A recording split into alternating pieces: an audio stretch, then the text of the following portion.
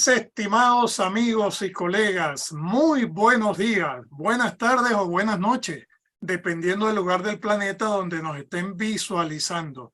Sean todos bienvenidos una vez más a su programa Hablemos de Radio. Para quienes no me conocen, mi nombre es Edward Barbosa, con indicativos Yankee Victor 5, Mike Hotel X-Ray.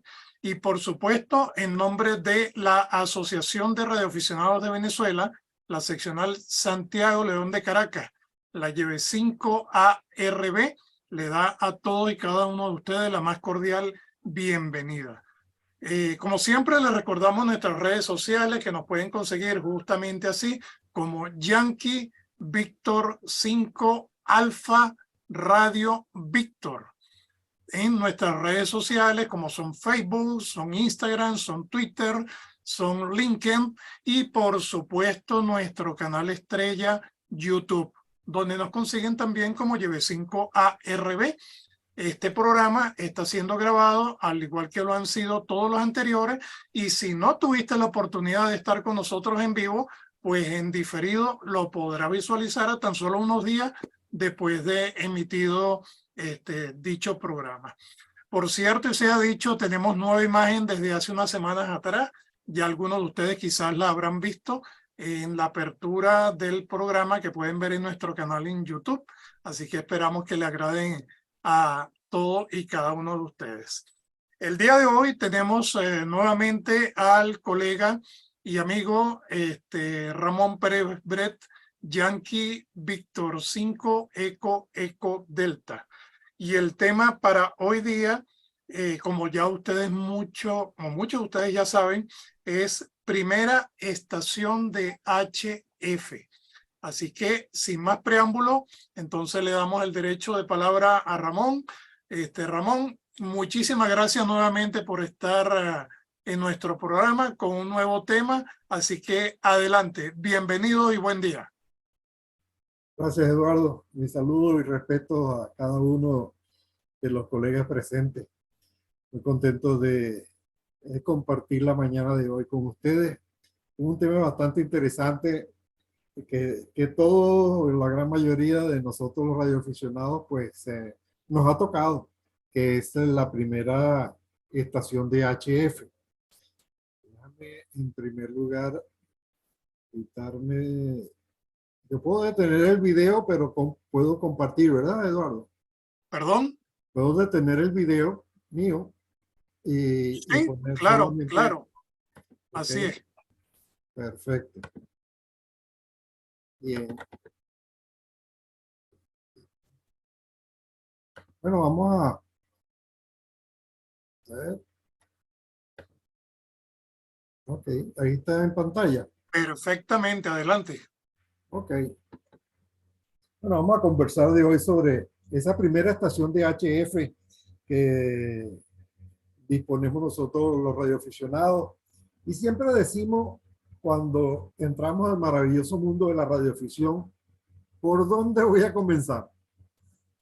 ¿Qué voy a hacer? Bueno, muchas de las interrogantes de cómo empezar, una de ellas es la decisión que va a depender del presupuesto de cada uno de nosotros, porque ello conlleva un gasto inicial que generalmente todos hacemos para nuestra estación. Y cuando digo inicial es porque una vez que se hace esta primera inversión, pues va a durar muchos años. Por supuesto, tenemos las opciones de salir en HF con equipos usados que más o menos podrán oscilar entre más o menos $500 o menos, dependiendo del radio que podamos conseguir. Y por supuesto, los radios nuevos, los radios que compramos a los negocios que los distribuyen. La mayoría de los de HF está por encima de los $500, $800, dependiendo del modelo y las características de cada uno de ellos. una de las informaciones que debemos de obtener en esa búsqueda de información para ver cómo vamos a iniciarnos en radio, sobre todo en HF, es preguntándole a los colegas amigos radioaficionados, eh, qué opinión le merecen los distintos equipos y por supuesto los que ya tienen un poquito más de experiencia, siempre la idea de ayudar al principiante está a- al día. Siempre queremos ayudar a los que están comenzando. Segundo es una asociación de radio, la que quieran. La radioafición es muy bonita, pero acuérdense siempre que el ser humano es un ser sociable por naturaleza y por ello tiende a agruparse. El hecho de pertenecer a una organización de radio le trae muchos beneficios a la que ustedes desean. Hay algo que se llama el libre albedrío. Y allí van a conocer muchos radioaficionados en las reuniones y con ellos pueden consultar también. Y por supuesto, sí les recomendamos muchas veces probar esos equipos antes de comprarlos, sobre todo los equipos usados que tengan buenas condiciones. Dentro de las recomendaciones que le damos a los colegas que se están iniciando, a estas alturas del juego donde la tecnología nos provee de equipos mucho más modernos, les recomendamos evitar el uso de los radios de tubo. Eso no significa que no lo puedan utilizar. Muchos empiezan con los radios de tubo, que ya actualmente no están en el mercado, pero todavía existen y en buenas capacidades de operabilidad. Así pues, tenemos los radios de estado sólido, que tienen infinidad de atributos con los cuales nos brindan para poder realizar mejor nuestros comunicados. Tienden a ser mucho más livianos que los radios de tubo, son relativamente fáciles de utilizar y son bastante confiables. Hay algo que es muy importante cuando vamos a colocar nuestra estación, es el diseño y la configuración de su estación, evidentemente con buenas prácticas de orden en el mismo, y sobre todo desde el principio le va a permitir tener una buena estación y la facilidad para hacer muchos y mejores contactos. Hay ciertas pautas que queremos conversar con ustedes para la instalación de su primera estación de radio. Y el primero es la ubicación de la estación. Pues en una casa, generalmente donde vivimos, es donde hacemos la solicitud para instalar y operar nuestra estación de radio, ya sea una casa, un apartamento, etcétera. Y una casa o un apartamento pues tiene distintas dependencias y dependiendo de la dependencia donde podemos nosotros ubicar nuestra estación de radio. Siempre podemos ubicarla en muchísimas áreas, pero tenemos que buscar cuál es la parte práctica.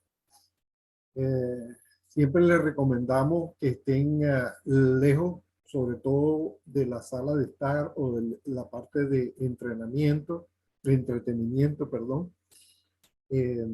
para evitar la molestia, sobre todo los que hacen fonía, para el resto de los integrantes de la familia.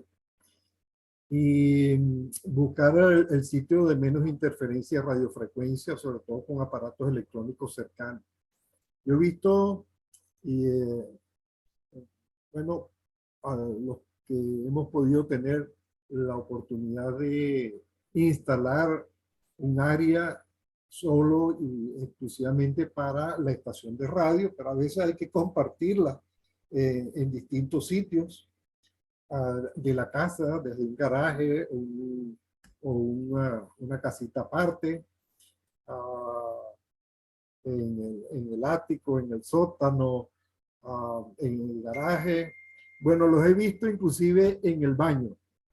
Y siempre recuerdo un colega que tenía su estación en el baño y él decía, aquí estoy sentado en mi trono. Y era el espacio que tenía disponible y ahí tenía su radio en HF.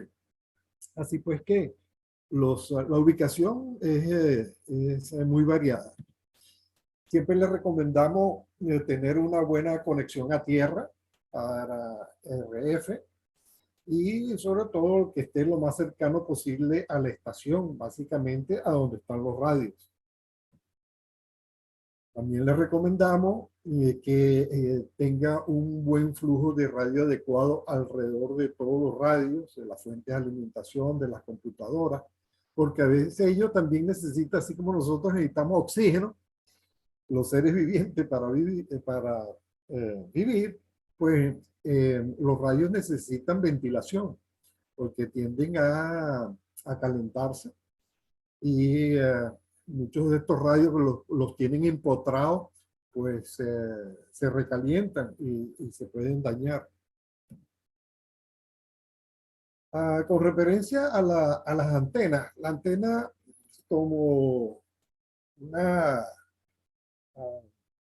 primera opción, la antena mientras más alto mejor y lo más lejano posible de la casa. Es lo que les decimos. Pero por supuesto todo varía dependiendo de las posibilidades de cada quien. Mientras más alta mejor, tanto en VHF como en HF y lejana de la estación. Siempre mantengan los cables de conexión, los alimentadores de antena, que sean cortos y prácticos y sobre todo en buenas condiciones. Un buen cable, un buen coaxial y en buenas condiciones, que los conectores sean correctamente adaptados, pues es lo mejor. Les recomendamos también que prueben todos sus equipos eléctricos buscando interferencia de RF o que generan el QRM. Por ejemplo, las computadoras, las fuentes de alimentación, las lámparas de escritorio, etcétera, etcétera.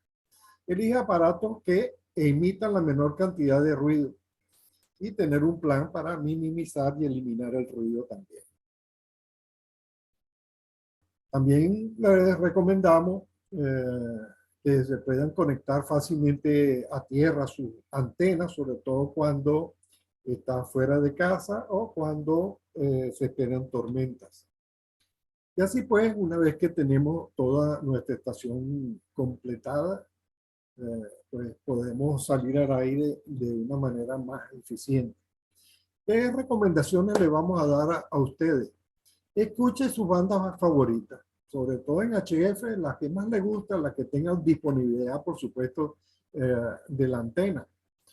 Y disfruten. La idea de ser radioaficionado es disfrutar este pasatiempo. Y compruebe que no está generando o le estén generando a ustedes un QRM, una interferencia no deseada. Sí, les recomendamos que utilice sus bandas y los modos más frecuentes, lo que más le guste. Disfrute lo que le guste hacer. En HF tiene infonía, tienen telegrafía, tienen comunicaciones digitales. En los actuales momentos, déjenme ver, creo que cuando fue que comenzó el FT8, en 19, ¿no fue así? Si no me equivoco, fue en junio del 19, fue que comenzó el boom del FT8. Y para las comunicaciones digitales, mucho tenía que ver por la parte baja del ciclo solar, con las comunicaciones estaban bastante malas desde el punto de vista de propagación, pero los que estaban entrando en radio pues podían utilizar en HF los modos digitales. Lo importante es que se mantenga activo como radioaficionado, disfrute la radioafición, busque la banda que más le guste.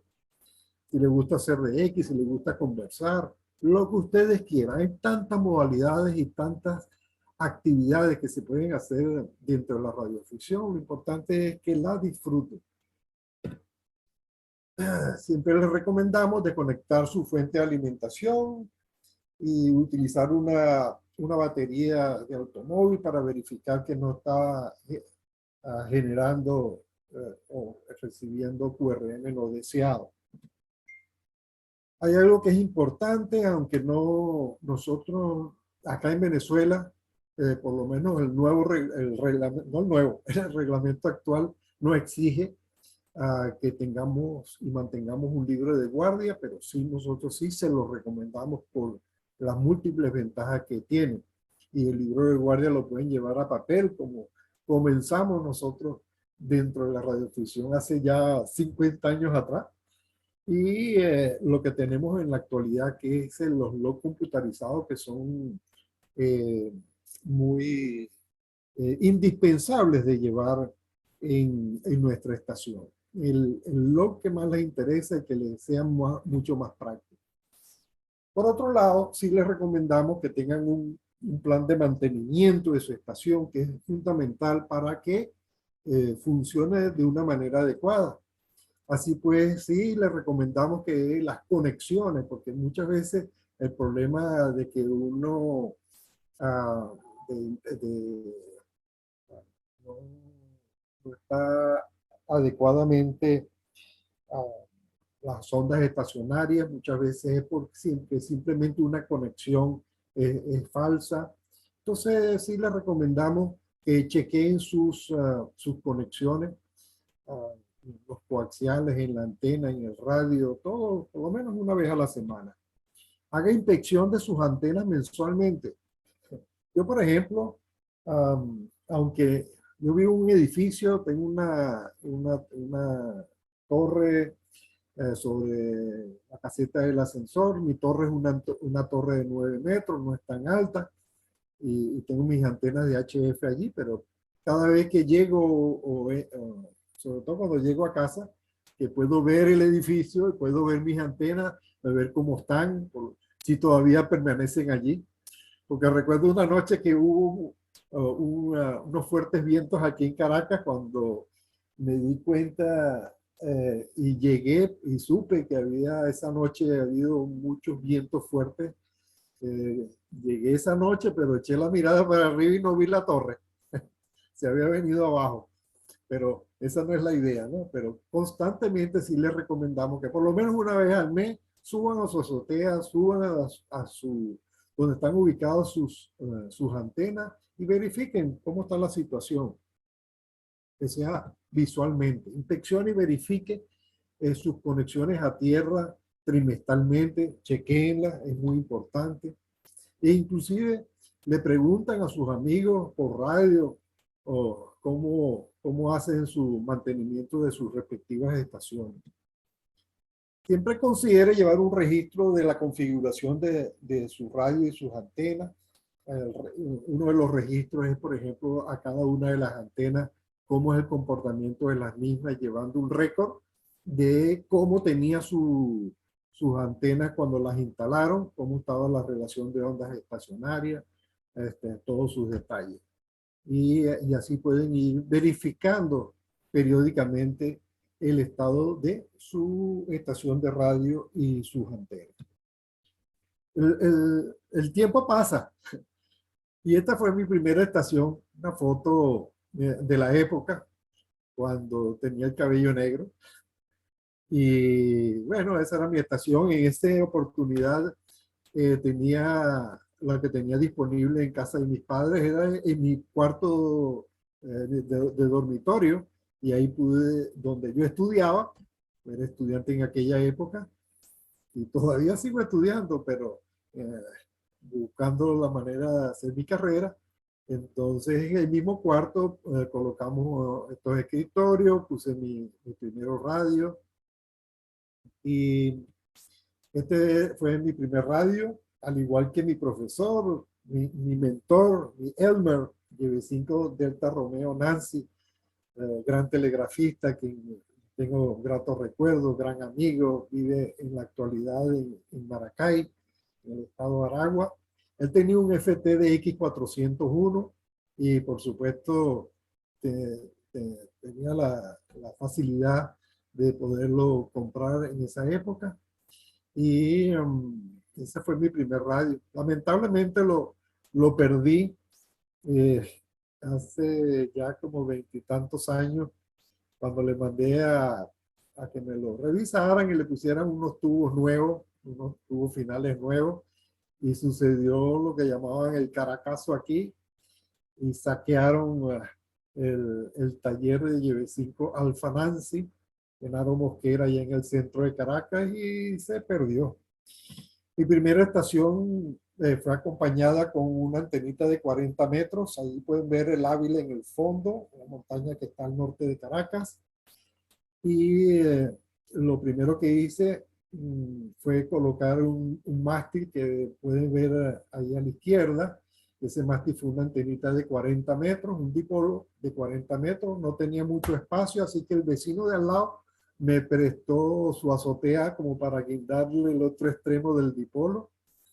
Y como un mes después puse la antena de un dipolito de 80 metros desde el mismo mástil hasta la casa enfrente. Entonces enamoré a la muchacha que vivía enfrente y le pedí permiso entonces al papá para que le dejara poner la antena de 80 y cruzara la calle.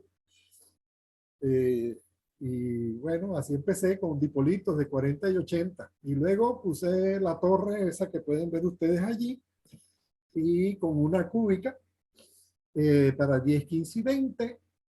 Recuerdo que mi primer comunicado fue el 31 de diciembre de 72. Y otro mundo, estas bandas altas con una antena direccional a diferencia de los dipolos. En 40 metros aprendí de la radiodifusión a ser amigos y con nostalgia los 40 metros. Pero 10, 15 y 20 a partir de ese momento con una antena direccional, en ese entonces también me la recomendó mi amigo Len, pues se me abrió otro mundo. Sobre todo para hacer de X, que me llamó poderosamente la atención desde un principio. Así pues, este es el preámbulo de esta presentación para que conversemos un ratico de lo mismo, del mismo tema. Ok, Ramón, estupendo. Felicitaciones. Bastante elocuente y sintetizada esa presentación como primera estación de HF.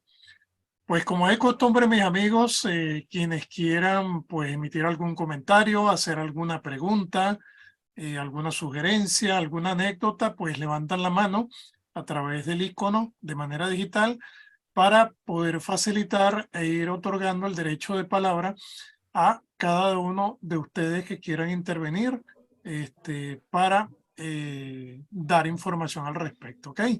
Ya tenemos el amigo Jorge en Costa Rica que levantó la mano, así que Jorge, adelante, buen día, saludos. Gracias, Eduardo. Ramón, una pregunta. ¿Tú eh, recomiendas no conectar, por ejemplo, la fuente de poder de la estación de radio a la misma fuente de poder, perdón, a la misma regleta de la computadora o algo de eso? Porque veo que lo de la computadora puede meternos radiofrecuencia, ¿correcto? Es bueno independizar esa conexión. Gracias. Sería lo ideal, pero el asunto es hacer pruebas. Tú lo puedes probar y si ves que no tiene interferencia, pues eventualmente lo pudiera. Pero yo generalmente la tengo separada. Cuando estamos en Ok, expediciones, ¿por qué te hablo de esto? Bueno, porque cuando estamos en expediciones generalmente sí, de la ahí, misma línea está conectado todo, la computadora claro, claro, y la fuente claro, de poder. claro. Bueno, esto a manera de chiste, ¿no? Yo le tengo que dar las gracias a la acupuntura china, porque gracias a la acupuntura china Mi hija tenía unos dolores de cabeza, fue al médico, el chino le dijo, ¿qué es lo que hay alrededor de tu cuarto? Bueno, una antena de radio de mi papá, eso es lo que te está dando dolor de cabeza. Total, que bueno, me hicieron el ultimátum y me dijeron que o quitaba la antena o quitaba la antena. Y yo, bueno, la voy a quitar, pues. La puse al otro lado de la casa y me cambió la vida porque las comunicaciones fueron excelentes. Me estaba dando la pared de la casa me estaba quitando transmisión y recepción. Y total que bueno, gracias a la acupuntura china, cambié la antena. Gracias, Ramón. Por eso es que siempre se dice que no hay mal que por bien no venga. Así es. Dale, pues gracias. Gracias, Jorge. Muy bien, ¿algún otro colega que quiera hacer alguna pregunta, algún comentario, alguna sugerencia? Es gratis, no se cobra. Simplemente levante la mano y adelante. Yo Detalle. me voy a permitir darle palabras los colegas que están aquí presentes. Por ejemplo, allá Abraham, que está en México, ¿verdad? Tiene otra visión de la radio que la que tenemos nosotros acá en Venezuela, al igual que los colegas allá en Argentina, que los cuales también le pasaremos el cambio a ver qué opinan y su experiencia sobre su primera estación de radio, cómo fue, qué problemas tuvo, o limitaciones, porque de todas ellas podemos ir aprendiendo. Abraham, ¿qué nos puedes opinar al respecto? Ya puedes abrir tu video, Ramón. Buenos días. Me da mucho gusto saludarlos. Pues la primera experiencia que tuve mi primer radio HF fue el 440 y de ahí empecé a transmitir con un dipolo y eso fue mi primer equipo de HF. Pues como ustedes saben, el dipolo atrae un poco de ruido. Esa es la experiencia que he tenido. Abraham, ¿y dónde ubicaste tu primera estación? ¿En tu casa? Sí, ahí, aquí en la casa, aquí Sí, en un pasillo. ¿En qué parte de la casa? Sí, en un pasillo de acá cerca de la habitación. Ahí instalé, de hecho ahí la tengo todavía. Ahí tengo la estación y también tengo, como comentaban, aterrizo la tierra hacia afuera con un cable. Lo tengo ahí aterrizado para tener ahí la tierra. Qué bueno, qué bueno. Y Daniel, allá en Argentina, ¿qué nos puedes decir al respecto? Tu primera estación de radio, ¿qué equipos utilizaste, antenas y las limitaciones o cosas buenas que nos puedas ilustrar? Daniel, L1, Canadá, Japón, Canadá.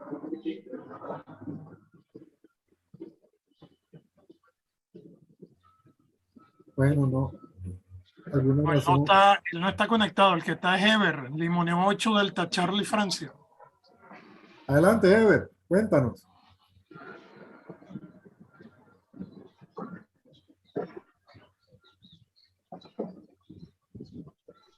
Creo que están en lo mismo.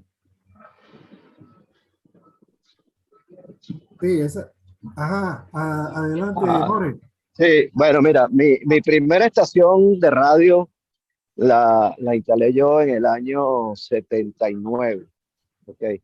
Yo comencé por los 11 metros, comencé con una antena Supermagnum que estaba en la azotea de mi casa, que utilizaba mi papá en los años 60. Total que bueno, me compré un equipito de 11 metros y ahí empecé a hacer radio, ¿no? Muy interesante lo que dice Ramón, que hay que ubicarse en un sitio que no tengas problema de ruido, ¿no? Tanto para ti como para los demás. Y yo, el sitio de mi primera estación fue en el cuartico de la bomba del hidroneumático de mi casa, ¿no? Entonces, cada vez que yo estaba hablando, se prendía el hidroneumático y sonaba. Entonces, yo tenía que dejar de hablar. Luego de allí, tuve una mala experiencia porque uno tratando de, tú sabes, en esa época, de tener el mejor, la mejor calidad de audio, eh, bueno, me gané en una rifa en Maracay, una rifa que hicimos ahí en una agrupación de 11 metros de una convención que teníamos en Venezuela, en Maracay, y yo me gané un equipo Yaesu 707, ¿ok? Entonces ahí fue cuando comencé en realidad a tener una estación de HF multibanda, ¿no? Porque los 11 metros eran una sola frecuencia, pues una sola gama. Total que bueno, yo agarré y dije, voy a forrar el cuarto del hidroneumático con cartones de huevo, como para tener, tú sabes, audio perfecto y tal. Y resulta que eso se convirtió en un nido de murciélago, ¿no? Entonces, total que eliminé todos esos cartones de huevo, eliminé y entonces pasé todos mis radios para mi cuarto. ¿Ves? Ya mi hermano se había casado, ya yo estaba solo en el cuarto, entonces bueno, ahí fue donde yo coloqué mi equipo de radio. En aquella época yo tenía una torre de solamente un cuerpo, uno o dos cuerpos, no me acuerdo muy bien, creo que era un solo cuerpo.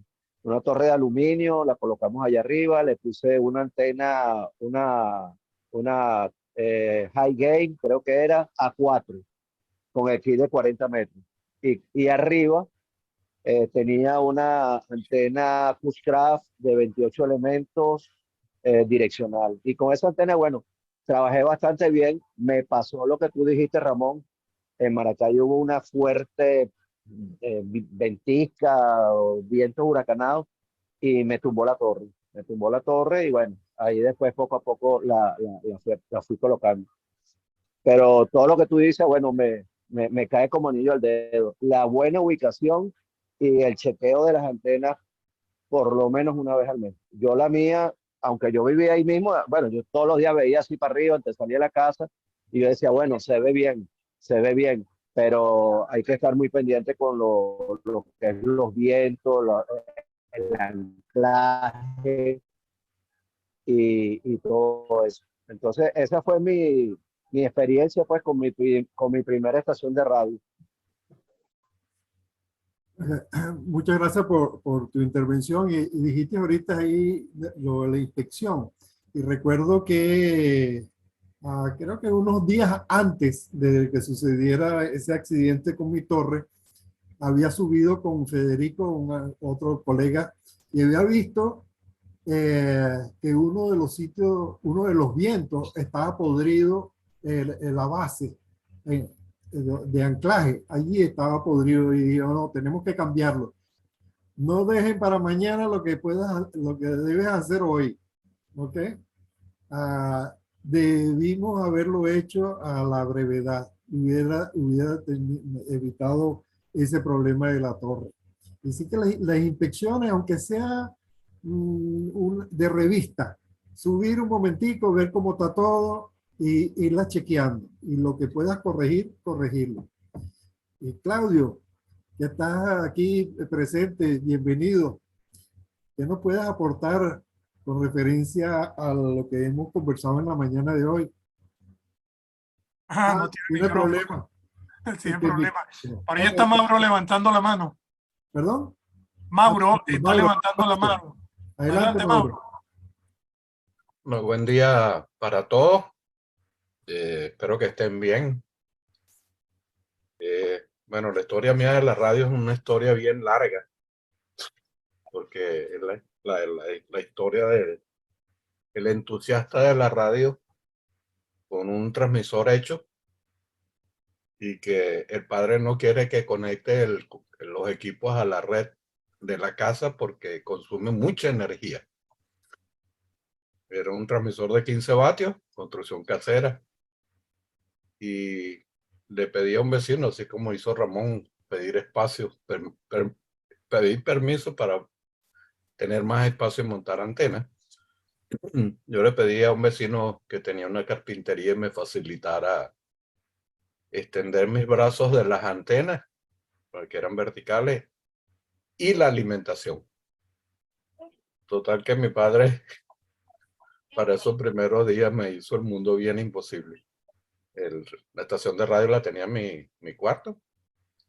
Tenía un cuarto para mi uso. Y por supuesto, allí ese cuarto después se convirtió en un nido de corotos, muchos equipos viejos para desarmar y reconstruir. Creo que le pasa a la gran mayoría de que empieza en la radio, que instala el radio y se le olvida poner una buena conexión de tierra. Puse mi radio, no tenía conexión de tierra, por supuesto, y nunca pasó nada, pero a la gran mayoría le pasa. Y después, por recomendaciones de otros colegas, oye, no tienen los equipos aterrizados, no. Entonces empieza el tema de la mejoría de las estaciones de radio, ponerle las tierras, modificar las antenas, toda esa experimentación que conducen a buenos radioaficionados en el aspecto tecnológico. Ahí está presente también Carlos, WP4, AWatch. Adelante, Eduardo.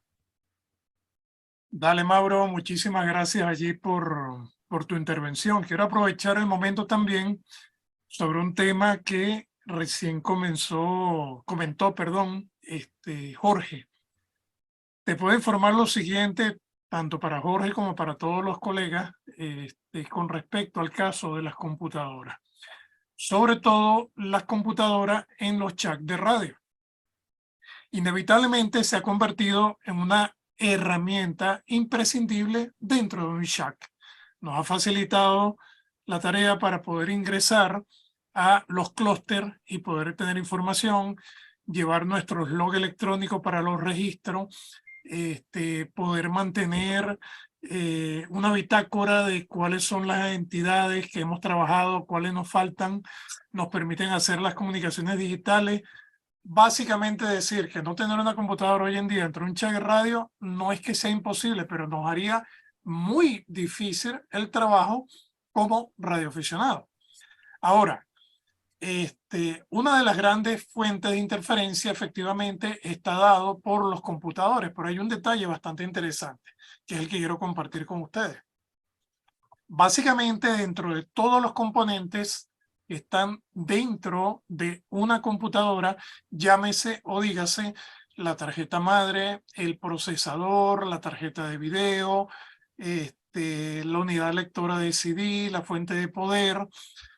Lo que es más susceptible a poder generar interferencias electromagnéticas es nada más y nada menos que la fuente de poder. ¿Por qué? Porque sencillamente ocurre lo siguiente de manera muy común. Tanto las tarjetas madre como los procesadores están muy bien controlados y llevan unas certificaciones de emisión de radiación. Están chequeadas y están controladas por sus mismos fabricantes. Pero cuando vemos computadoras que llaman clones o genéricas, resulta que en muchos casos estas computadoras tienen fuentes de poder genéricas que por hacerla lo más económica posible no tienen los filtros necesarios para suprimir esta cantidad de interferencias electromagnéticas producto de esa conversión eléctrica de la fuente eléctrica alterna AC, ya sea en 110 o 220 voltios dependiendo de la zona, a la corriente DC en su distinto voltaje, 12 voltios, menos 12 voltios, 5 voltios, menos 5 voltios. Tal manera que básicamente es la culpable de generar esas grandes interferencias que nosotros recibimos en nuestra estación de radio. ¿Qué se sugiere? Se sugiere, en primer lugar, que quienes tengan computadores genéricos traten de tener una fuente que se llama certificada, la que es fabricada por una marca reconocida y que garantiza que cumple los estándares mínimos para uso de las mismas. Esas fuentes súper económicas de $20, $30 no tienen ningún tipo de control. Y aunque para otros efectos de otros usuarios de computadora no representa ningún problema, para nosotros los radioaficionados se convierte en un dolor de cabeza. Así que tengan ese dato muy importante, porque no necesariamente el aislar la conexión eléctrica, como dijo Jorge, de no conectar la misma regleta va a resolver el problema, porque al fin y al cabo la línea eléctrica igual va a estar interconectada y lo que devuelva de interferencia a la red eléctrica va a ser tomada por el resto de nuestro jack de radio. Entonces es el primer punto donde colocar el ojo, la fuente de poder. Abóquense allí, que pueden evitar muchos problemas. Y por supuesto, también el CPU de la computadora debe estar conectado a tierra, porque inevitablemente siempre se van a crear un mínimo de espurias electromagnéticas y esta puesta a tierra pues va a minimizar esos efectos para nuestra radio dentro de nuestro chat. ¿Ok? Así que les regalo esa información para todos ustedes. Continúa, Ramón. Muy bien. Sí, todo esto es importante. Hay un aspecto que a mí me gusta de incorporar, hablemos de radio, y es la opinión de la gente, de los participantes. Así, Carlos, te quiero pasar el cambio a ti, a ver qué nos puedes aportar de tu experiencia personal en tu primera estación de HF. Sí, mi primera estación de HF fue en 1979, fue un Yaesu FT101F, que fue la última versión que hicieron del 101, de la serie 101. En un viaje que di a Orlando con mi familia, mi padre me compró ese radio en Amateur Electronic Supply, la tienda de Orlando, que ahora es Ham Radio Outlet.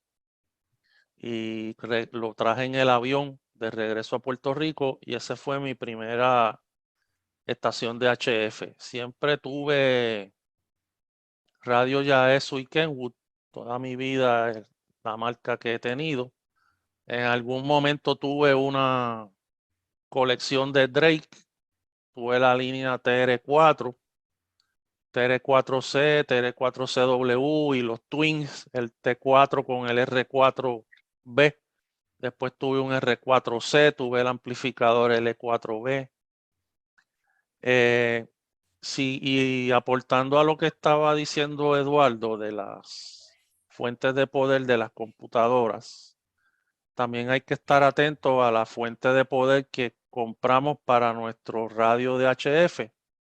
No tanto el radio de VHF u HF, sino el radio de HF. Y lo traigo por la siguiente razón. En el pasado, las fuentes de poder eran todas lineares, eran todas power supply convencionales con su transformador, su rectificador de puente, su filtro, regulador de voltaje, etc. Hoy día se han popularizado las fuentes de poder conmutadas o los famosos switching power supplies. ¿Y qué sucede? Muchos radioaficionados ven estos power supply en eBay y en Amazon de China, que vienen diseñados principalmente para trabajar con luces LED o trabajar con otro tipo de equipo que no es sensitivo como los transceptores que nosotros utilizamos. Y esos power supply usted los consigue hasta por $20, una fuente de poder de 20 amperes o de 30 amperes en eBay. Compran eso, se lo conectan a un radio de HF y entonces tienes un ruido de S9 Plus todo el tiempo en el radio y es producto de que la fuente de poder no sirve como una fuente de poder para un equipo de radiocomunicación. Hay que probablemente, como dice Eduardo, gastar un poquito más en un Astron, en un Samlex, ¿verdad? En algo de mayor calidad que esté diseñado para usarlo con equipo de radiocomunicación, porque de lo contrario vas a tener una interferencia producto de ese pulse width modulator, ¿verdad? De ese que es un DC pulsante en realidad, porque ellos cogen el AC de la línea de 120 o de 240, lo rectifican, lo ponen a switchar, ¿verdad? A pulsar a una frecuencia bien alta y luego pues lo filtran y lo pasan, le hacen un step down, ¿verdad? Lo bajan con un transformador que por ser el power supply funcionar a una frecuencia de 100.000, 200.000 kilohertz, pues el power supply, el transformador es bien pequeñito, no es una cosa enorme como en un Astron de 35 amperes o de 50 amperes y que cuesta un montón de dinero traerlo a Puerto Rico o traerlo a Venezuela de Estados Unidos, más ahora como están los costos de flete, ¿verdad? De FedEx, UPS, etcétera. Y por eso es que esas fuentes de poder switching o conmutadas se han hecho tan populares. Yo le aconsejo a todos los radioaficionados que no compren esas fuentes de poder baratas, más o menos el mismo consejo que le está dando Eduardo con los de computadora, porque es exactamente lo mismo. Tú puedes tener tremenda computadora con tremendo power supply y una computadora que está bien diseñada, shielded, y entonces pusiste un power supply de 19 pesos o de 25 pesos y fastidiaste todo porque lo que ganaste invirtiendo en una máquina de marca, ¿no? Una Dell, una Hewlett Packard o una cualquiera de las marcas, Lenovo, que son marcas bien reconocidas, lo estás echando a perder con la porquería de fuente de alimentación china que compraste en subasta y eso es algo importante, más si vas a tener un radio de alta gama como un Icon 7300, un 7610, esta nueva gama de Yaesu, el FTDX10, el FT710, que son radios SDR con unas prestaciones fabulosas, ¿verdad? Y una sensibilidad buenísima que la vas a echar a perder con esa fuente de alimentación de $25, porque el más mínimo ruido que produzca esa fuente lo va a captar ese Yaesu o lo va a captar ese Icon. Y por más ferritas que tú le pongas, por más ferritas que tú le pongas a los cables de USB, a las líneas de audio, a las líneas de micrófono, a la línea de la antena, ese RFI está en el ambiente de tu chac y lo va a capturar el radio en algún momento y entonces lo lindo es que se lo atribuyen a que tú oyes al aficionado, la banda está ruidosa, la propagación está horrible y tiene un S7 o un S9 de ruido y no están conscientes que lo está produciendo el televisor LED que tienen en la pared del cuarto, lo está produciendo el horno microondas, lo está produciendo el circuito eléctrico de la nevera, de estas neveras modernas. Hoy día todo es inverter, neveras inverter, aire acondicionados inverter, todo eso tiene switching power supply. Los power supply de los equipos, ahora todo trae un switching power supply, ya nada trae un power supply convencional. Entonces usted tiene en la casa decenas de fuentes, potenciales fuentes de ruido.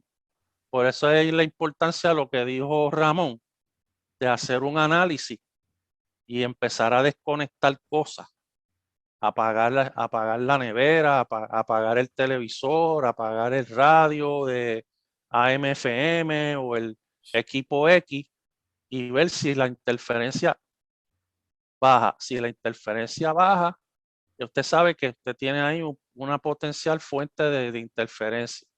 Y entonces, pues buscar la manera, ¿no? De controlar eso o de minimizarlo.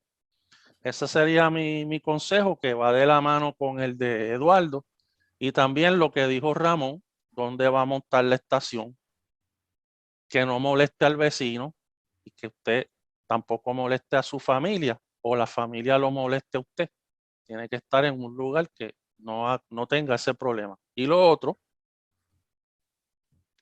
hacerle también a los vecinos, a veces hay que explicarle un poco qué es lo que uno está haciendo con esa vara larga allá arriba en el techo y esa torre, que no vayan a pensar otra cosa, porque si ese vecino tiene algún problema, y eso es bien común, con sus equipos electrodomésticos, al primero que va a señalar es al que tiene la vara esa larga o la torre grande en el techo.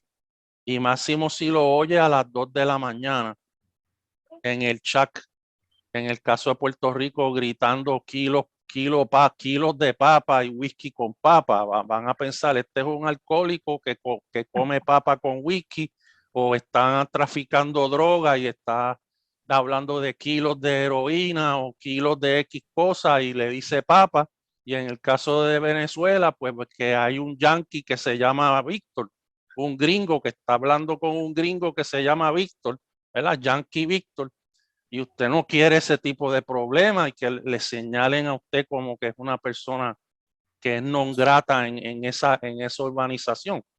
Y hay que estar bien consciente de todo esto. A veces pasa mucho y eso mismo era un consejo que me daban a mí antes cuando yo comencé. Mira, si tú tienes una vecina que se queja de interferencia en el televisor, ni por tu madre le compres un filtro high pass y se lo instales.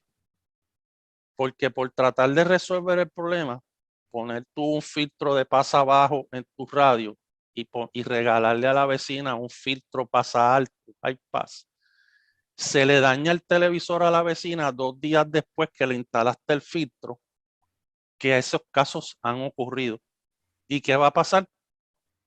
Te va a acusar de que tú le dañaste el televisor con esa porquería que le conectaste allá a la antena del equipo y le vas a tener que comprar un televisor nuevo.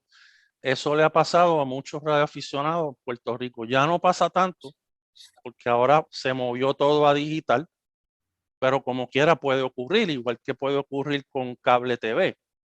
Si las conexiones no están bien hechas, los conectores bien instalados, se puede colar energía de nosotros y se mete en cable TV y causa un montón de problemas a los módems de internet y a todo lo que sea cable híbrido, como todavía estamos en Puerto Rico, que tenemos Liberty Cablevisión, que es lo que yo tengo, que es a través de cable coaxial. O sea, llegas en fibra hasta un nodo de fibra óptica, pero del nodo hacia la residencia es coaxial. Y por eso le llaman Hybrid Fiber Coax, HFC, Hybrid Fiber Coax, porque la planta de cable es un híbrido de fibra con coaxial. Algunos se están moviendo ahora completamente a fibra, ¿verdad? Directo a la casa.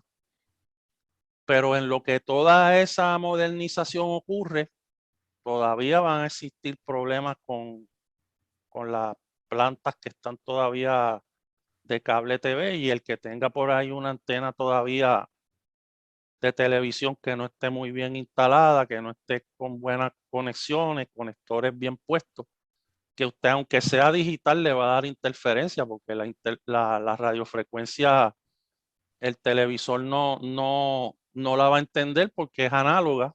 Lo que usted está generando es análogo, pero si la señal, la intensidad de ese RF es más fuerte que la señal digital de la estación de TV, va a bloquear el túnel del televisor y se le va a ir la imagen a la persona. O sea que aún en este ambiente digital puede ocurrir interferencia porque las frecuencias siguen siendo las mismas. Lo único que en el NTSC, acá americano, el National Television Standard Committee, que cada canal era 6 megaciclos, ahora bajo National Television Standard, American Television Standard Committee, que es el digital, en esos 6 megaciclos te ponen, por ejemplo, Liberty Cablevisión te puede poner ahí 12 canales en digital porque están comprimiendo y están utilizando QAM, Quadrature Amplitude Modulation, y en esos 6 megaciclos te ponen 12 canales de HD, un ejemplo, o de una combinación de Standard Definition con High Definition, pero el potencial de interferencia está ahí. Y yo recuerdo cuando yo tenía mi estación en los 70, yo me iba a 145.25, 145.250 y yo tenía un S9 más 20 todo el tiempo. ¿Y qué era eso? Un liqueo de la compañía de cable. Y yo tuve que quejarme para que vinieran y arreglaran el problema. ¿Qué hicieron? Todo estaba con RG59. Imagínense, en aquella época. Todos los drops eran RG59. Ellos cambiaron toda su infraestructura a hardline de aluminio de media pulgada y a RG6 doble shield. Se acabó el problema de liqueo de cable TV. Porque de la misma forma que ellos liquean o fugan señal fuera de la red, nosotros por ahí mismo nos podemos colar con nuestra radiofrecuencia, que es lo que llaman ingreso. Y ellos lo que sale de su red le llaman egreso, ingres, y nosotros ingres. Y ellos patrullan las líneas con unas antenas en las guaguas para asegurarse que no están generando interferencia en aeronautical band, en la banda aeronáutica, porque ahí los coge la FCC y los parte con una multa enorme. Pero a los radioaficionados que nos lleve el demonio. Y eso, exacto, y eso es algo horrible. Y aún en este momento puede ocurrir porque ellos todavía siguen, aunque están en digital, pero la frecuencia es la misma. Son los mismos canales de análogo que en vez de modular análogo, modulan digital. Pues eso es el consejo que les puedo dar. Velen bien esas fuentes de alimentación, que no compren fuentes de alimentación de esa económica china, y si la compran, modifíquenla. Vean qué tipo de filtro tiene en la salida y traten de mejorarlo para evitar que le añada interferencia a su estación de HF. Así es, no porque necesariamente diga 2x1 es mejor. Así que Exacto. mucho cuidado con lo barato, que lo barato puede salir caro. Adelante, Ramón. Bien, gracias. También tenemos aquí con nosotros a un vecino de Venezuela, a Wilson, en Colombia, y veo que tiene su indicativo Hotel Japón, de la primera categoría de novato, principiante allá en Colombia, así como en el nuestro es el Yankee Yankee, y debe de tener relativamente reciente su experiencia cuando monta su primera estación de HF. Wilson, ¿pudieras compartir con nosotros tu experiencia? Debes abrir el micrófono. Imagínate eso, qué horrible. Novato Yankee Yankee. Que el vecino que oye eso a las 3 de la madrugada, ya tú sabes lo que va a pensar. Bueno, Wilson está ocupado en otra área también. A ver, parece que Gabriel está en ese proceso de montar su estación. Bueno, expropiar la estación, que no es lo mismo. Es la del hermano. Y también, bueno, algunos de los colegas de Argentina quieren participar. Cuéntenos su experiencia acá con nosotros.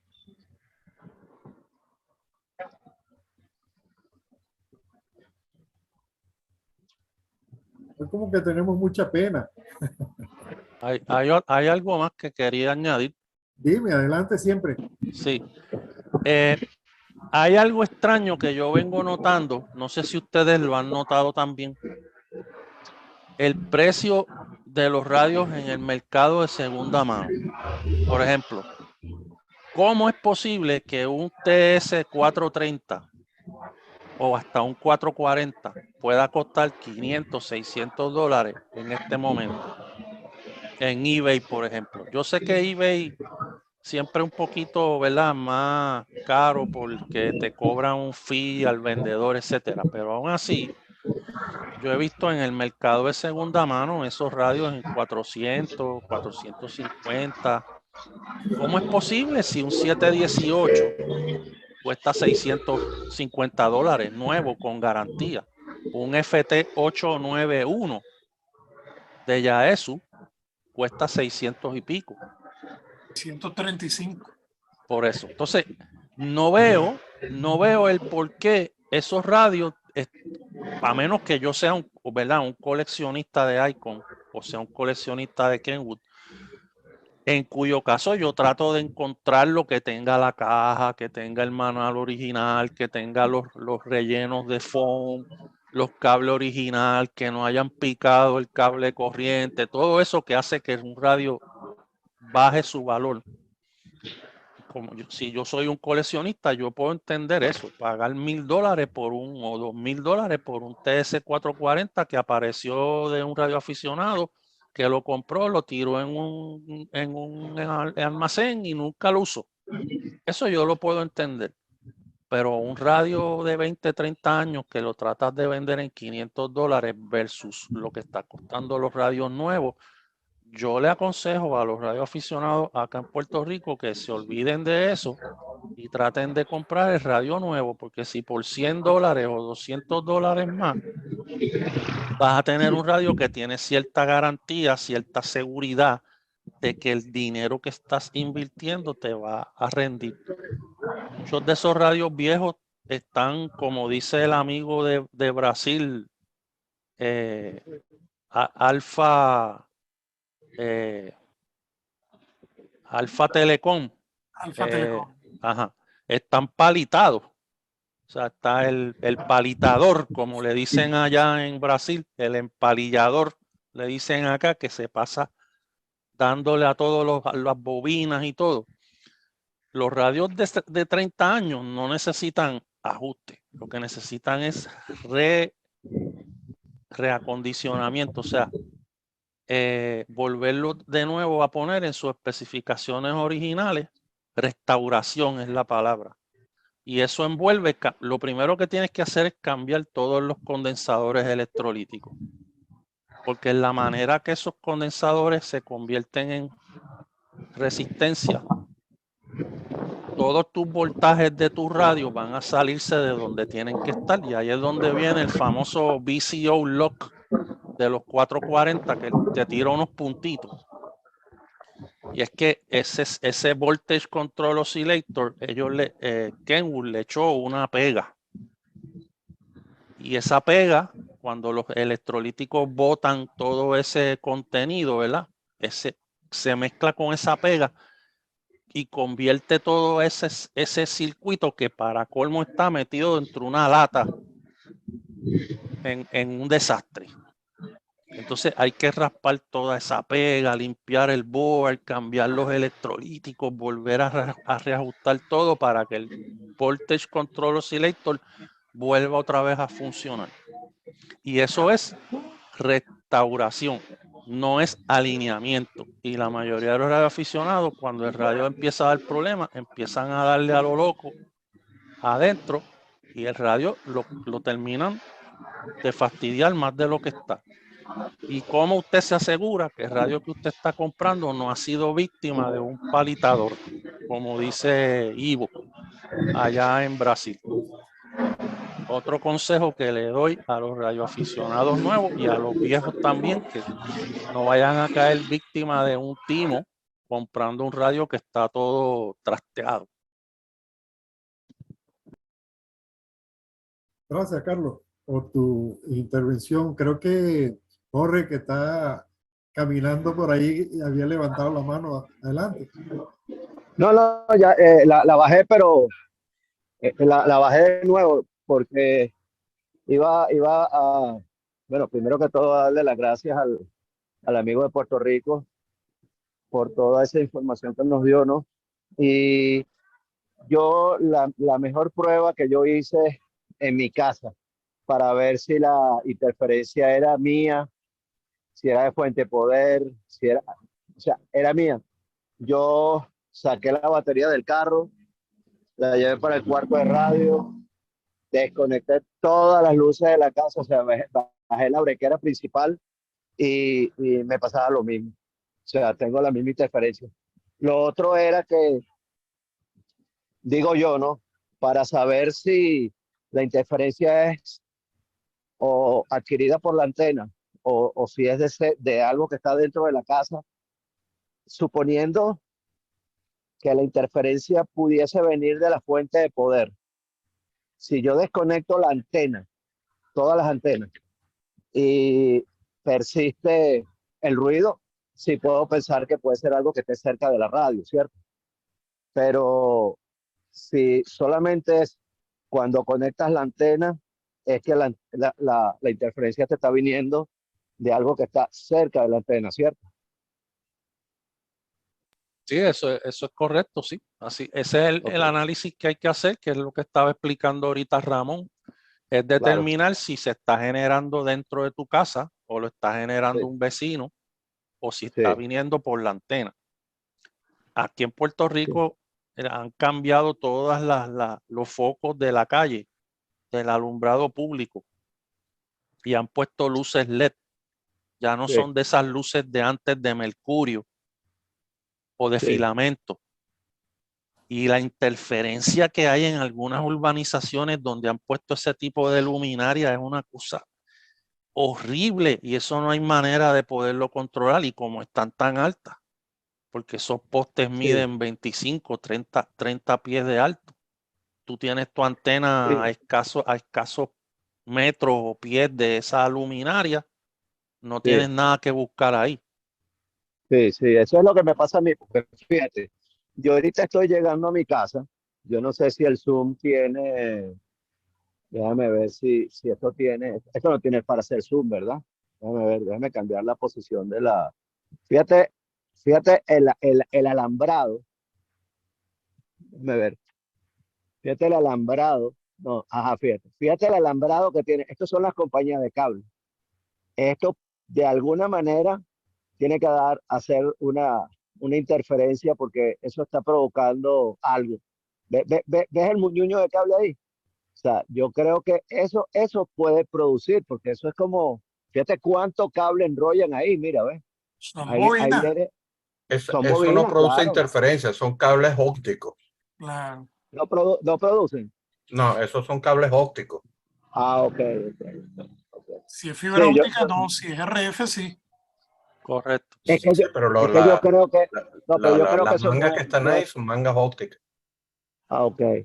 Bueno, esto lo tengo yo aquí y por detrás, y aquí en la urbanización han puesto puros bombillos de esos, puros bombillos LED, Ah, que, que bueno, yo digo una ach, cosa, ¿cómo saber si están prendidos día y noche, no? Aunque a mí me dicen que aunque estén apagados, producen también interferencias, eso será cierto. Déjame pasarte aquí un zoom del bombillo, ¿eh? Esto, ¿ves? Mira, ¿ves mm, cómo es? sí, sí. Es un Este es panel el LED, tipo de LED. un panel, ¿Cómo? Sí, sí, un no, no, panel. no, no. Panel No es un panel, es el bombillo. Mira, es ¿ves? la bombilla. Ah, Es ok. la bombilla, ¿ves? Esa es la bombilla que está aquí, ¿ves? ¿La ves aquí? Sí. Entonces, y en todos lados hay un rollo de esto, ¿ves? Hay un rollo aquí, 10 rollos allá. Es un desastre.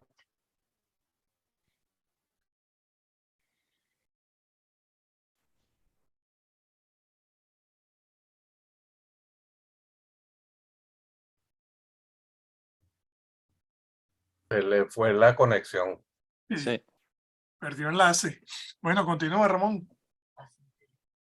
Bueno, muy bien. Bueno, Gabriel, ¿cuáles son tus perspectivas ahí con tu nueva estación de HF? Sé que estás en ese proceso y precisamente muchas de estas cosas que nosotros hablamos acá van dirigidas a los que están comenzando. A los que están, muchos de los que estamos aquí tenemos experiencia, tuvimos vivencias que queremos es transmitírselas a los nuevos para que vean con qué se van a conseguir y cuáles son las recomendaciones que nosotros le damos. Así que, Gabriel, tómate el cambio. Bueno, ¿cómo estamos? Saludos a todos los que están por aquí. Por los momentos estamos en pleno proceso de expropiación de los equipos. Este, ahorita estoy discutiendo con la vecina que la estoy tratando de calmarle los nervios, explicándole que esa antena no produce nada, ¿no? Porque no tiene mucha intención de darme el permiso de colocar la antena allá arriba en el techo. Pero estamos en eso, si no, vamos a ver si la coloco de manera irregular, escondida, aunque sea un dipolo, y vamos a ver cómo hacemos. Estamos en ese proceso ahorita, porque verdad que a veces los vecinos se pone muy terco y bueno, la vecina de arriba tiene la tendencia a ser bastante, echar la culpa de todo a todos, o sea, Sí, sí. nunca, siempre, y ese es el problema que hay, ¿no? Le sale una verruga de aquí a 6 meses y va a decir que fuiste tú el culpable. Bueno, te voy a decir un caso real, un caso real. Hace poco le subimos un poquito la presión al hidroneumático y ya estaba echando la culpa que su retrete no bajaba porque la presión del hidroneumático, y en vez de decir que la goma esa poseta, así que ahora la llamamos poseta la retrete, está dañado porque simplemente es vieja. No, no, es culpa del aumento de la presión. Y eso es así, todo es culpa de lo demás. Oportunista. Yo siempre recuerdo, ¿verdad? De la instalación de antenas cuando conseguí el permiso para colocar la torre aquí en el edificio. Bueno, con un grupo de amigos, por supuesto, subimos para hacer la instalación de la torre. Y recuerdo que todavía estábamos armando ahí las guayas para colocarle lo que nosotros llamamos los perros para apretar la guaya. Y pues, oigo una voz que me llama y resulta que era la vecina del penthouse y me dice, mira Ramón, es que tengo interferencia en la televisión. Y yo le dije, mira, me va a perdonar, pero aquí no hay ningún radio. Estamos armando una torre. Aquí no estoy transmitiendo, evidentemente, porque ni siquiera antena tengo, pero sí, evidentemente hay la predisposición de los que no tienen el conocimiento necesario. Sí. Y es una campaña que muchas veces tenemos que hacer con los Sí, vecinos las en ese particular. compañías de celulares, aquí en Puerto Rico hay un movimiento que se opone a toda torre de celular que se trata de instalar cerca de un área donde hay casas cerca o un área residencial, porque se ha proliferado el que causa cáncer, causa enfermedades, X o Y cosas. Nunca se ha podido demostrar porque hay unos estudios, ¿verdad?, que se han hecho para probar si el celular causa ese tipo de problemas, pero no hay una conclusión final. Pero como existe la preocupación o la posibilidad, ¿no? Ahora, para que sepan, en Estados Unidos, la FCC exige a partir de mayo 3 de este año, es obligatorio para todo radioaficionado que tenga que hacer una evaluación de exposición a la radiofrecuencia de su estación, utilizando una calculadora basado en la potencia, la frecuencia, la cantidad de decibeles de ganancia de tu antena, el cable coaxial. Hay que hacer una serie de cómputos y hay que tener esos resultados en poder suyo, ¿no?, en su estación de radio, en el ambiente controlado, que es el ambiente de su casa, ¿no?, donde usted tiene control de quién entra y quién sale, y en el ambiente no controlado, que son sus vecinos o la gente que pasa por la parte de atrás de la calle o por la parte del frente de la casa. Y lo primero que va a hacer la FCC, la Comisión Federal, el día que haya una queja de algún vecino, va a ir a inspeccionar la estación de ese radioaficionado que es vecino, y lo primero que va a hacer es pedirle el documento. ¿Y qué va a pasar si el radioaficionado está perdido en el espacio como mucho y desconoce de ese nuevo cambio en las reglas? Lo van a multar. Y lamentablemente eso va a comenzar a suceder. Lo anunciaron en el 2021, dieron un periodo de 2 años para todo el mundo entrar en cintura. Si usted no ha hecho cambios en su estación a partir del mayo 3 del 2021, usted no tenía que hacer ninguna evaluación. Pero los nuevos radioaficionados que entraron después de esa fecha están obligados a hacer la evaluación. Y ahora a partir de mayo, 3 de mayo me parece que es la fecha, todos los radioaficionados tienen que hacer la evaluación de su estación para exposición a la radiofrecuencia acá en Estados Unidos. Bueno, eso también da opción a que tú puedas denunciar a tu vecino porque te hace RFI. Posiblemente sí, O sea, correcto. las fuentes de alimentación que tienen en su casa, que no están en tu red, pero forman parte de la red de un edificio o de Claro, una comunidad de casas, claro. esta interferencia también te viene por la red y ellos te están causando un problema. Eso es así.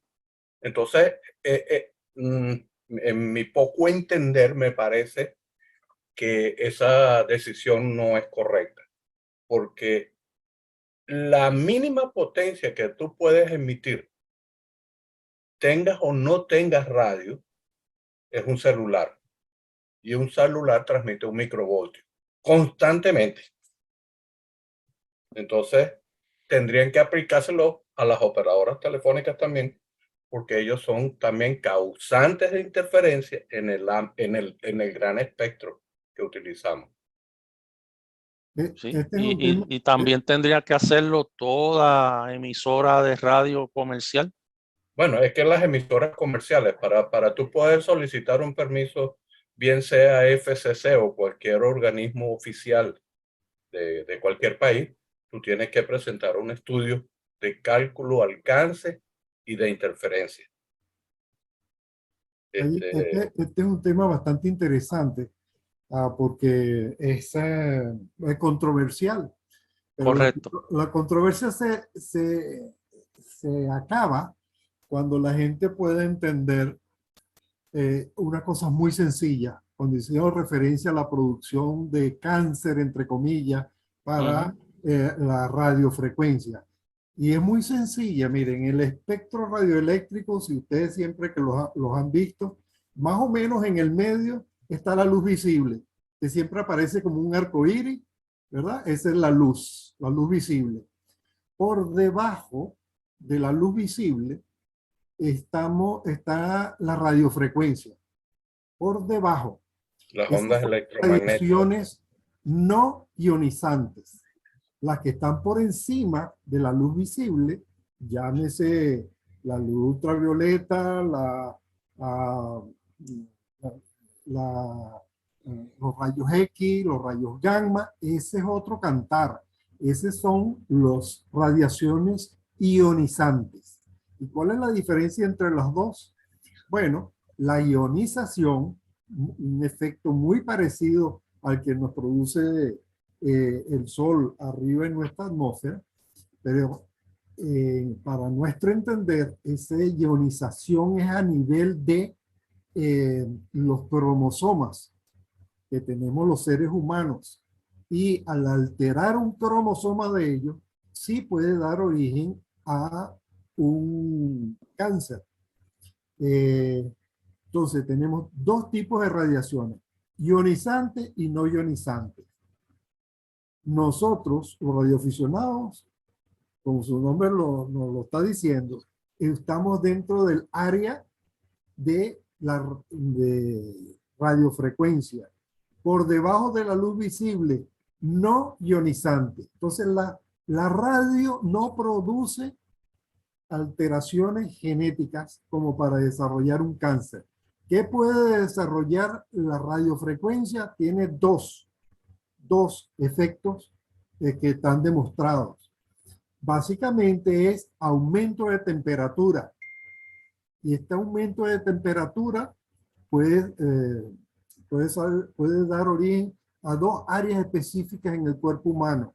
La más frecuente en el ojo, las cataratas, porque el aumento de temperatura le puede afectar la precipitación de las proteínas a nivel de el cristalino y una eventual ceguera.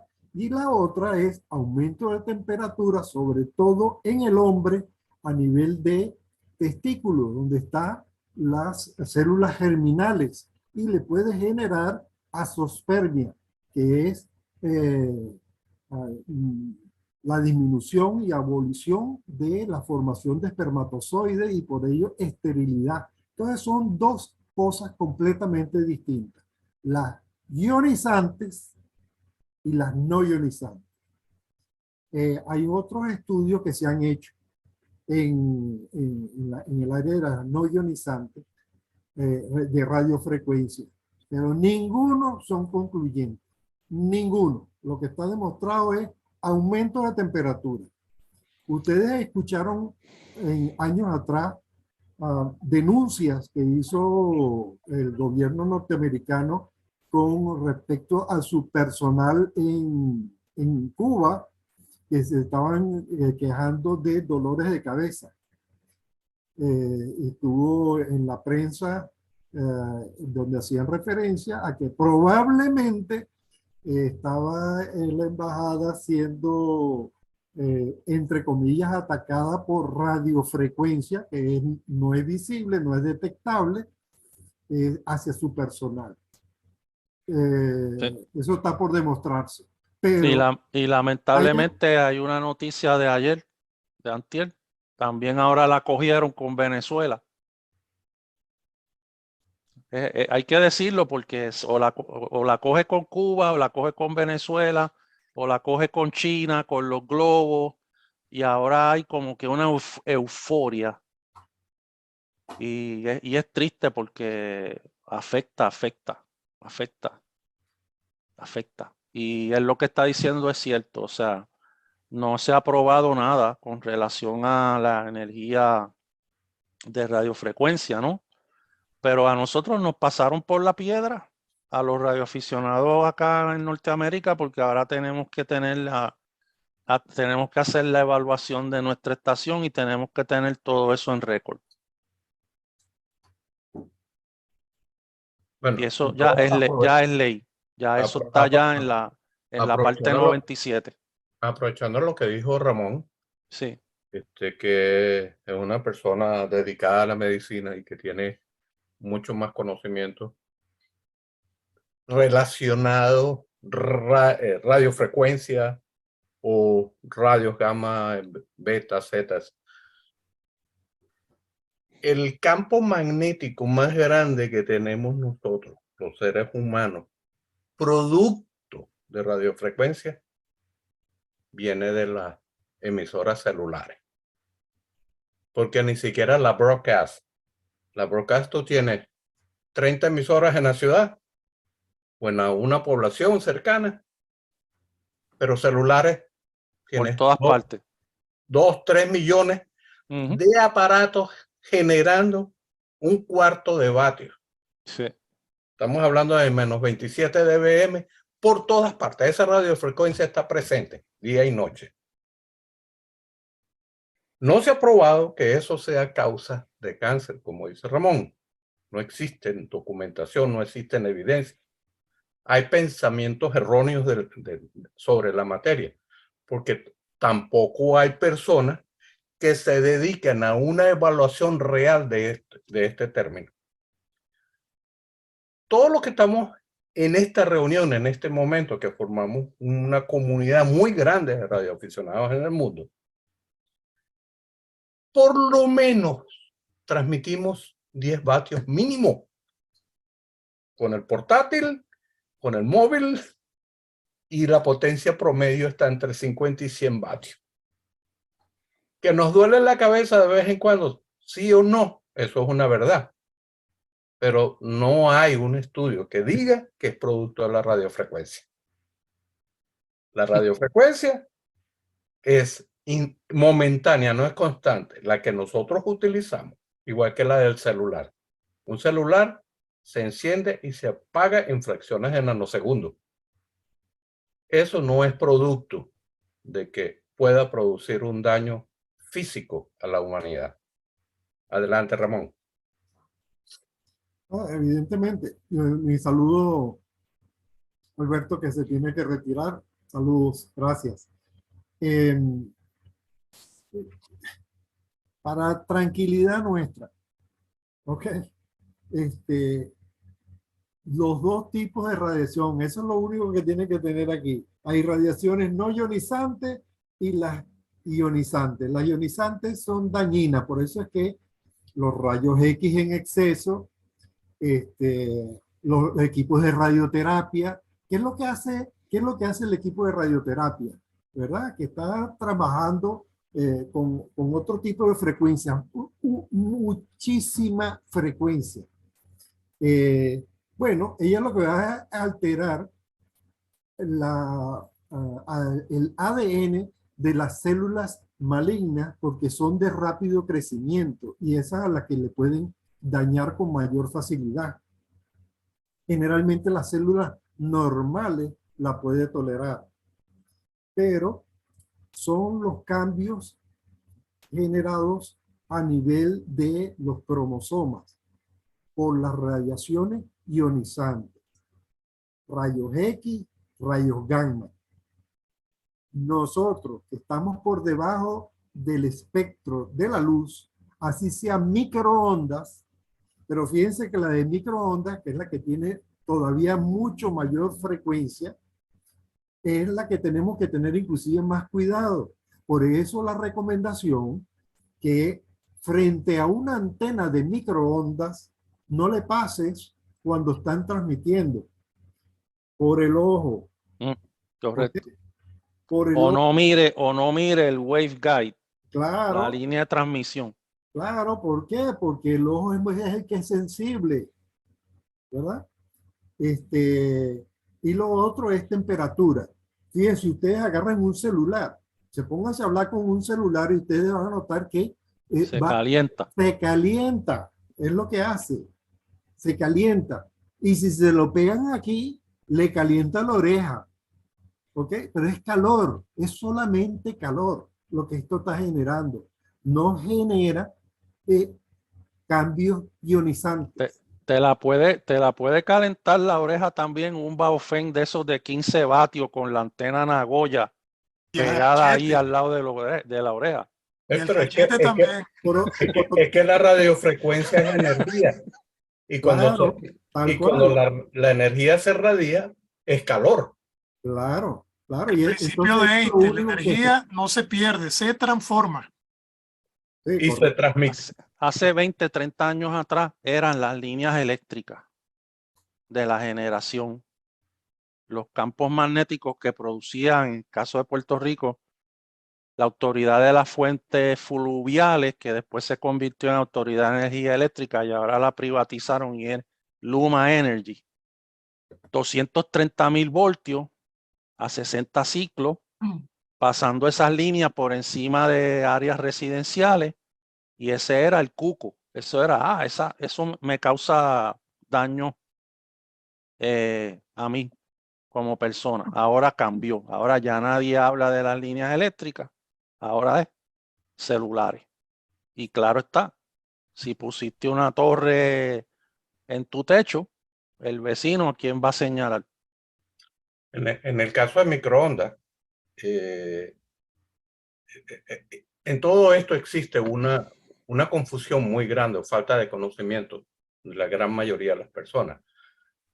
Los enlaces de microondas que manejan potencia de 500 vatios, 1000 vatios, para hacer scatter o cualquier otro tipo de comunicación, eso ya no existe, porque se han reducido los enlaces a distancias promedio de 50 kilómetros.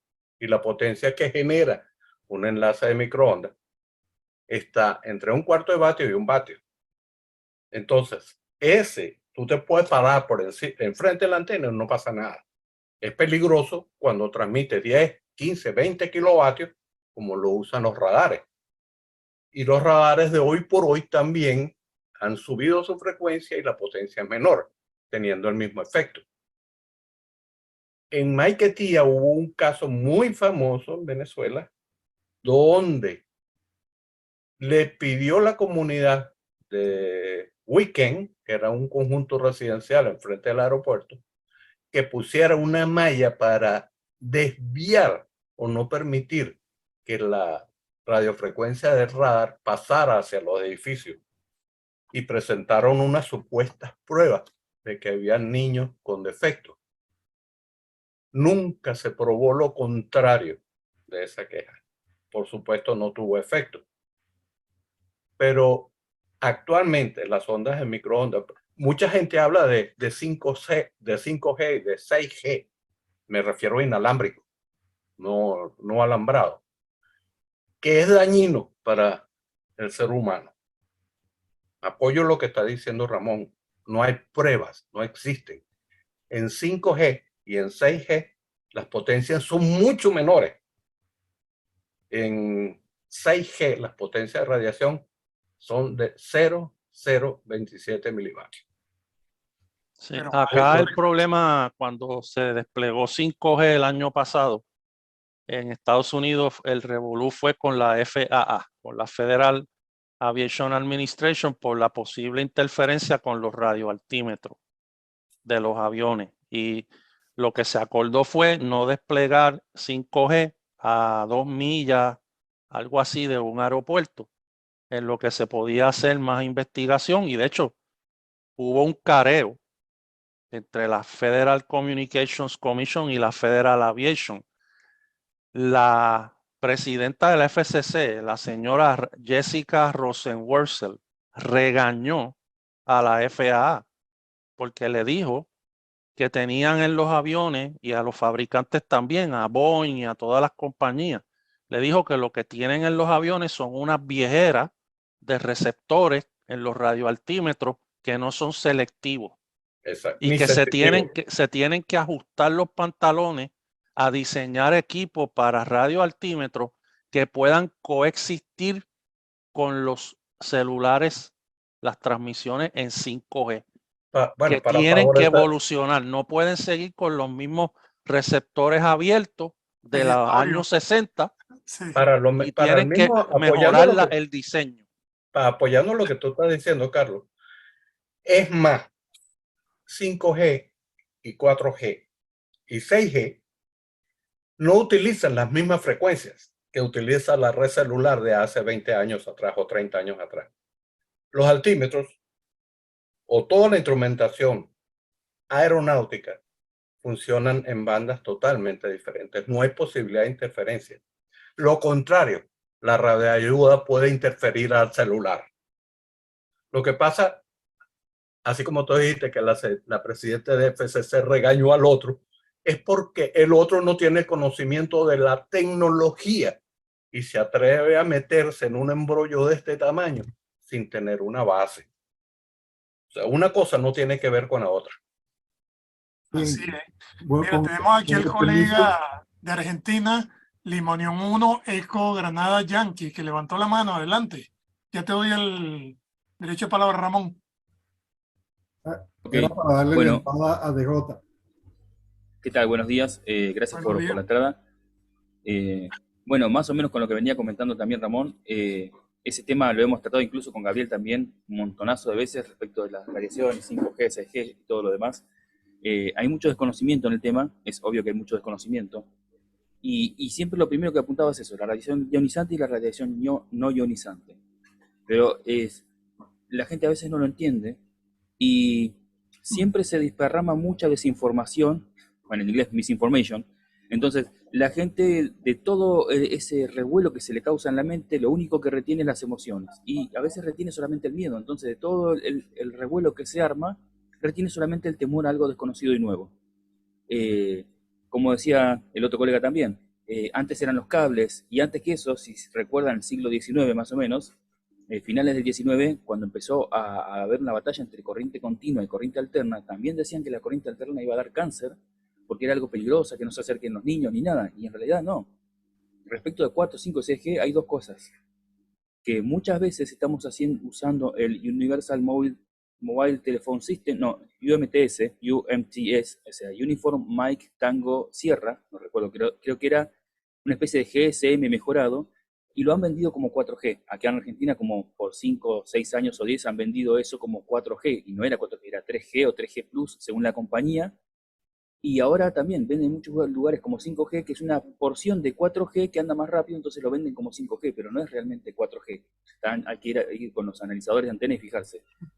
Pero al margen de eso, lo que decían recién, o sea, son frecuencias que son muy fáciles de obstaculizar. O sea, cuando uno más se acerca a la luz, por más que estemos lejos de la luz, muy por debajo, cuando uno más se va acercando a la luz, la señal se va volviendo más caprichosa y se va volviendo más fácil de tapar. Entonces, la solución cuando haya 5 o 6G es justamente tener muchos más dispositivos cubriendo áreas más pequeñas. Entonces, vamos a pasar de estar con torres, estaciones base de radiofrecuencia para celulares, una cada 3 kilómetros o 4 kilómetros, con sus decenas de vatios o centenas de vatios, a tener cientos de miles de aparatitos con milivatios o microvatios. Entonces, digamos que incluso así el impacto es menor, pero normalmente la gente a veces se deja llevar por ese miedo y esas corridas y hace una estampida y se quejan. Y con el tema del 5G ya finalizo.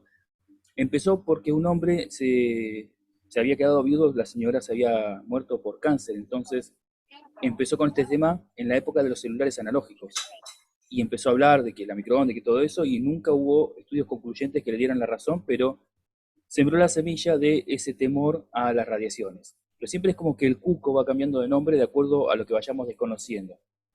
Pero es muy normal notar estos temas en el área del conocimiento, notar que hay gente que le tiene miedo a la radiofrecuencia, que cree que la Tierra es una pizza, que tiene temores de ciertas cosas, o que empiezan a surgir un montón de cosas producto de la desinformación. ¿Qué pasa? Cuando no tenemos la respuesta de algo, nos la inventamos, y ahí empezamos con el problema.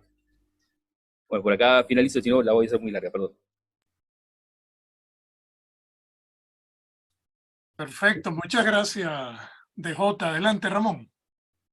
Sí, hay muchos aspectos que los cuales por falta de información pues se presta a confusión todo. Por ejemplo, en la parte de celulares, no es la cercanía, por ejemplo, a lo que pueda tener la antena transmisora, donde están las celdas. Lo Eso que se llama mayor nodo. cantidad de radiofrecuencia. Es el calor generado en el teléfono. Ese es el que nos puede producir algo y simplemente es calor. De verdad, mire, al tener claro en el espectro no radioeléctrico, en el espectro electromagnético, que tenemos la luz visible y que de un lado están los no ionizantes es radio, ¿ok? Y los ionizantes es otro cantar. Esos son los peligrosos. Ese es lo que ustedes ven allí, una imagen donde son como 3 triángulos negros en algo amarillo. ¿Qué es lo que está diciendo? Peligro de radiaciones, pero de radiaciones ionizantes. No en el área en el que estamos nosotros. En el área donde estamos nosotros, así sea en las bandas más altas de mayor frecuencia, lo que nos va a generar es calor. Más nada, para su tranquilidad. Y las dos que le dije, la sensibilidad que tiene la visión. El ojo, sobre todo el cristalino, y las gónadas en el hombre, donde se puede producir en una la catarata y el otro la esterilidad. Más nada. ¿Cuántos radioaficionados hay estériles? Lo más seguro es que tiene mayor producción es, por ejemplo, la papera. ¿Por qué se produce la papera? Puede producir esterilidad. Cuando dicen que la parotiditis te baja la parotiditis a los testículos, produce una orquitis, simplemente es por aumento sobre todo en los niños y adolescentes, el aumento de temperatura, el calor generado por la inflamación, es que hace que se destruyan las células germinales en el hombre. Si hay alguien que transmite sentado sobre un Henry 8K, quizás sea Pero sí, es eso, es el aumento de temperatura lo que va a producir estos cambios. Debemos de darle un poquito de tranquilidad, ¿verdad?, a la gente, explicándole lo de radiaciones ionizantes y no ionizantes. Estoy seguro que Nilce, que también es doble colega, nos pueda aportar mayor información. Un abrazo, Nilce. Buenos días, bienvenido. Antes que... Buenos días. Emilce, un Adelante. segundito. Las radiaciones por radares han cambiado de las bandas de 4 y 6 gigas a 32, 37 y 44 gigas, teniendo menos alcance.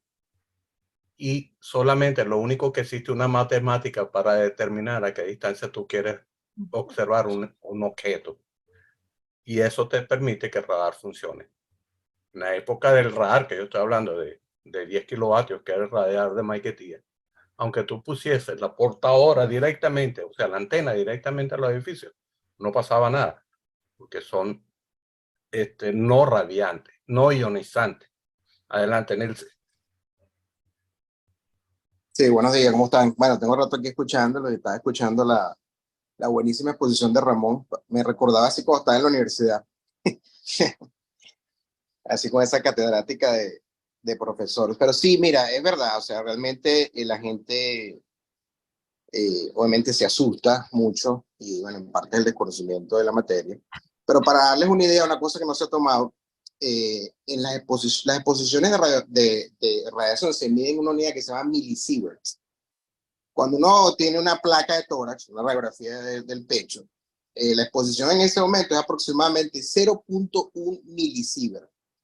Para uno tener ya cambios a nivel genético de cromosoma, como estaba explicando Ramón hace rato, la acumulación aproximada son 1000 milisievert. Estábamos diciendo que una radiografía de tórax daba 0.1 milisievert por exposición. Cuando una persona tiene 30 horas de vuelo, un piloto, en 30 horas de vuelo es más o menos equivalente como si se hiciera una radiografía de tórax. Entonces, fíjense la diferencia, lo que hay que acumular para hacer esos cambios donde obviamente la gente puede sufrir cánceres, distorsiones a nivel genético. Y obviamente estamos hablando de una exposición que hace un cambio, o sea, una exposición que tiene o emite energía ionizante, que es diferente a la radiofrecuencia la cual nosotros utilizamos.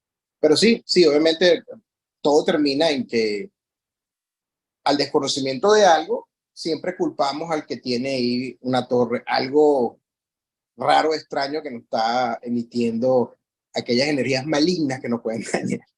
Pero yo creo que es algo que lamentablemente no vamos a poder eliminar o sea, tenemos que cambiar la mentalidad de muchas personas. Lo más que podemos nosotros educar al vecino, al amigo, y bueno, y esperando que obviamente nos crean en primer lugar y entiendan que obviamente la radiofrecuencia que nosotros manejamos no es dañina a nivel humano en las cantidades de exposiciones pues, que podemos nosotros emitir. Ese es el comentario. Adelante. Y Sí, más si es una cosa que meta miedo, como una Spider Beam o una Hex Beam o una Cobweb, que el vecino ve esos brazos así, esa araña peluda allá en esa torre con ese montón de alambre. Imagínate, eso atemoriza a cualquiera. Emilce, hiciste referencia a ello y me hizo recordar, si usted, las imágenes que hemos visto en la historia de Hiroshima, ¿verdad? O sea, eso fue una explosión atómica donde una generación de energía de todo tipo y por supuesto, ionizante. Y Chernóbil. Ustedes pueden ver los primeros casos y fotografías de los recientes, los cadáveres, etcétera, con muchos de los sobrevivientes, en primer lugar, con quemaduras. ¿Ok? La energía fue de tal naturaleza que produjo aumento de temperatura como muy grande. Chernóbil y Fukushima en Japón. Luego, con el transcurso del tiempo, empezaron a ver los daños a nivel de los cromosomas ocasionados por esa exposición, y entonces empezaron los pacientes con enfermedades de cáncer, ya sea leucemia, que son muy sensibles porque se trata de la médula ósea, y los demás tipos de tumores, desde sarcomas, que son más raros normalmente, pero cuando son expuestos a radiaciones ionizantes, pueden aparecer con mayor frecuencia, cosa que sucedió en Hiroshima, Nagasaki e inclusive lo más frecuente, lo más cercano, allí en Chernóbil. Correcto. Entonces, esa es la explicación. Siempre tengan eso, vean el espectro radioeléctrico y lo ven siempre dibujadito, la luz visible en el medio, no ionizante hacia la izquierda o a la derecha donde están las ondas de radio, y las otras, rayos X, rayos gamma, etcétera. Esos son los peligrosos. Los nuestros, simplemente relaciónenlo con aumento de frecuencia, con calor. Y las dos cosas, el ojo y el testículo del hombre, más nada. Muy bien, Ramón, excelente explicación para el día de hoy. Quiero aprovechar el derecho de palabra porque lamentablemente, mis amigos, me toca despedir el programa. Pero no se retiren, que vamos a pasar al horario Open Bar, donde podemos continuar hablando acerca de este tema que está bastante interesante. Y no despedirme, por supuesto, sin antes darle las gracias a todos y cada uno de ustedes por estar presente, apoyarnos, seguirnos y siempre estar al pendiente de nuestras emisiones de cada uno de los sábados. Por supuesto, Ramón, muchísimas gracias también a ti por una presentación tan interesante y un tema que siempre ha causado pues ciertas dudas a nivel de el público en general y sobre todo en la tela de juicio que han puesto los radioaficionados. Así que, mis amigos, recuerden que las emisiones espontáneas que hacemos nosotros y esporádicas en el orden de los 100 vatios y quizás hasta con lineales con unos 1500 vatios, no nos va a causar ningún problema genético a nivel de nuestra célula. Quizás sí podamos en algunos momentos determinados emitir algún tipo de radiofrecuencia que pueda crear algún tipo de inconveniente a nuestros alrededores, sobre todo nuestros vecinos. Así que, señores, en nombre de la Asociación de Radioaficionados de Venezuela, la seccional Santiago León de Caracas, la YB5 ARB, le agradece a todos y cada uno por estar siempre presentes y consecuentes con este programa. No me queda más que invitarlos para el próximo sábado, que tendremos un nuevo tema en este mismo salón para todo lo que es el maravilloso mundo de la radioafición. Así que, señores, no olviden la máxima, que siempre la decimos, no la sabemos todas, pero lo que sabemos lo compartimos. Feliz fin de semana para todos y hasta el próximo sábado.